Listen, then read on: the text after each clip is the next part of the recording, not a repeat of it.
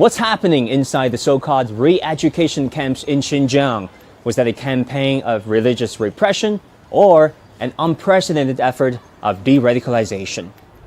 I don't have all the answers, but I want to find out. And we traveled across Xinjiang to track down some of the attendees in the program. We met 33-year-old artist Abdulzikari Albouli, who perfected his painting skills in the re-education center and now works in a gallery. We caught up with 30-year-old Yurugu Yusam, who works in hospitality.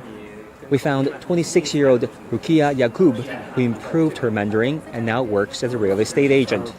And we met 23-year-old Halanur, who became a cashier at a restaurant.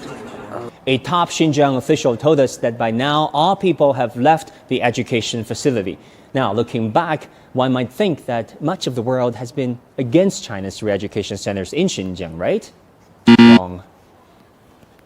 Yes, 22 Western countries and Japan wrote a letter to the UN criticizing China's Xinjiang camps, but 54 countries, most of them Muslim-majority states, defended China's counter-extremism efforts in Xinjiang, commending China in its development policies there and in, quote-unquote, promoting care to its Muslim citizens. And they probably have a point. China has built at least 35,000 mosques, more than France's 2,300, America's 2,106, and Great Britain's 1,600. Even on a per capita basis, Chinese Muslims still have more than triple the amount of mosques their Western peers have.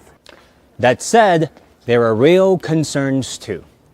Many reports said that the mosques here have been demolished on a large scale. Is that true? Xinjiangda azdılar çıkılgan işler mi var? Şu mescit nayet uzun tarihiga konurab ketgan. Hem örülüp pişiş xatarlik bo'lib qolganligi uchun biz chiqib uni boshqa yerga soldik. Har qanday vaqtida, har mahallada kishilar chirib bemalol namoz o'qib chiqalaydi.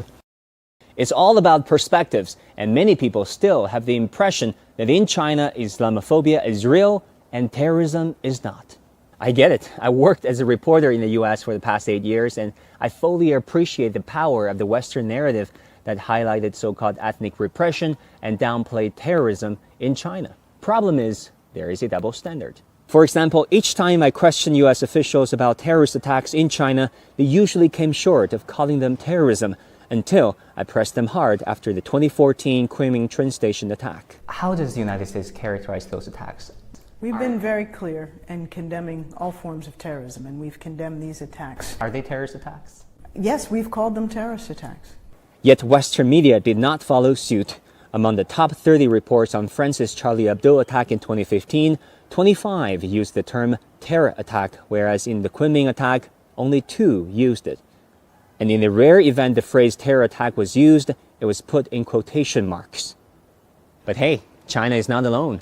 Harvard scholar Sean Darling Hammond's research showed that in November 2015, 3 attacks took place in Paris, Beirut, and Baghdad around the same time.